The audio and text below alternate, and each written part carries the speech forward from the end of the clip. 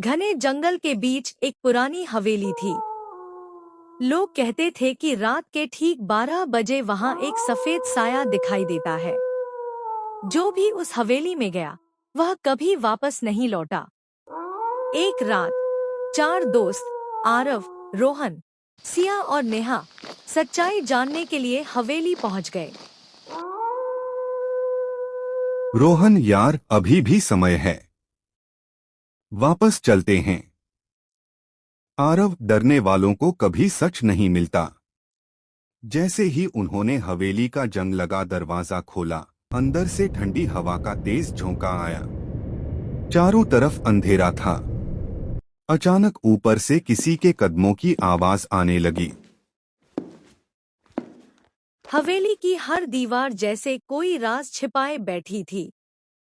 अचानक सिया की टॉर्च, मेरी टॉर्च, ये कैसे बंद हो गई? तभी ऊपर से एक धीमी आवाज आई, रहस्यमयी आवाज, तुम यहाँ क्यों आए हो? चारों दोस्त डर गए। आरव ने हिम्मत करके कहा, कौन हो तुम? सामने आओ। कुछ ही पल बाद सीढ़ियों पर सफेद कपड़ों में एक औरत दिखाई दी। उसका चेहरा पीला था और लंबे बाल उसके चेहरे को ढके हुए थे। नेहा, कांपते हुए, ये इंसान नहीं है। भूत धीरे धीरे उनकी तरफ बढ़ने लगा। भूत, 25 साल पहले मुझे इसी हवेली में धोखा देकर मार दिया गया था। मेरी आत्मा आज भी इंसाफ का इंतजार कर रही है। अचानक हवेली के सारे दरवाजे अपने आप बंद हो गए। खिड़कियां जोर जोर से हिलने लगी। चारों तरफ डरावनी हंसी गूंजने लगी। रोहन घबराकर बोला, हमें यहाँ से निकलना होगा।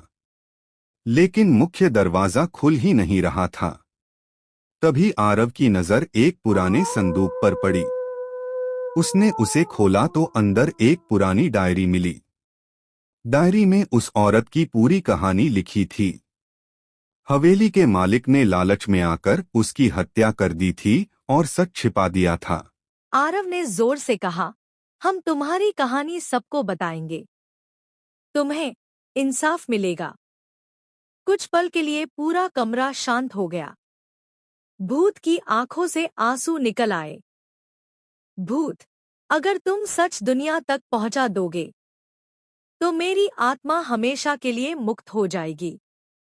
अचानक सफेद रोशनी पूरे कमरे में फैल गई। सारे दरवाजे अपने आप खुल गए।